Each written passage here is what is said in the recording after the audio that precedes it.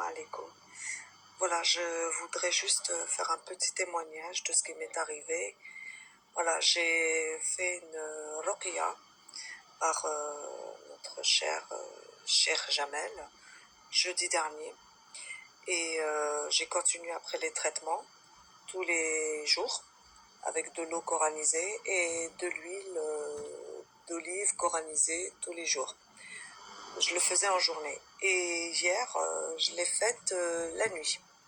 Parce que je l'ai entendu dire à une personne de la mettre la nuit. Et je me suis dit, bon, ça va m'hydrater la peau et en même temps, bon, bref. Je l'ai fait sur tout le corps, comme c'est prévu de le faire. Et j'ai eu quelques symptômes encore, quelques petits symptômes, parce que c'est un travail à chaque fois que je mets de l'huile coranisée, j'ai des picotements de partout, des palpitations, voilà. Mais je me sens quand même mieux.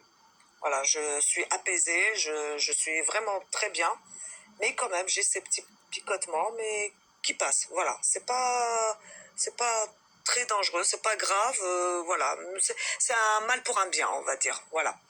Et j'ai dormi toute la nuit, j'ai bien dormi, très très bien.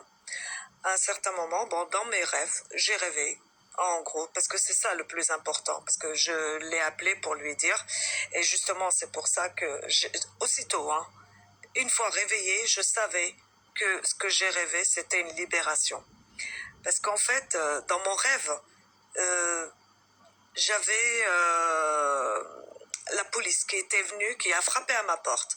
Et cette police, elle est venue, c'était une personne qui est rentrée chez moi et qui m'a dit vous avez un monstre dans la maison, vous avez un monstre et tout. Et il le cherchait, il me dit vous inquiétez pas, mettez-vous sur le côté, je vais chercher le monstre. Donc le policier, il va le chercher, je le regarde mais sans le regarder. Il fait les choses et tout d'un coup, il attrape ce monstre-là, il le coupe, mais il y a une partie de ce monstre qui s'enfuit. Oui, ça va être marrant hein, ce que je vous dis, mais vraiment, c'est impressionnant. Donc, un morceau qui s'enfuit, et là, il lui court derrière, il continue à lui courir derrière, parce qu'il est parti de chez moi. Je les ai laissés, mais je regardais au loin. Et là, je vois, il l'attrape, et le morceau qui restait de cette personne, parce que malgré que le monstre était coupé, il continuait à vivre quand même. Et le policier, il l'a attrapé, et là, il l'a caché dans une espèce de boîte, mais pour le tuer plus tard, parce qu'il y a eu la police des polices qui est venue, et là, à ce moment-là, la police des polices nous a demandé si tout allait bien. Et à ce moment-là, moi j'ai répondu oui, tout va bien, parce que bon, j'avais confiance en la personne qui était en face de moi, et en même temps j'étais tellement soulagée qu'il m'ait débarrassé de ce monstre que voilà. Et après, bon, comme c'était son travail, il m'a dit au revoir, le policier, et il est parti.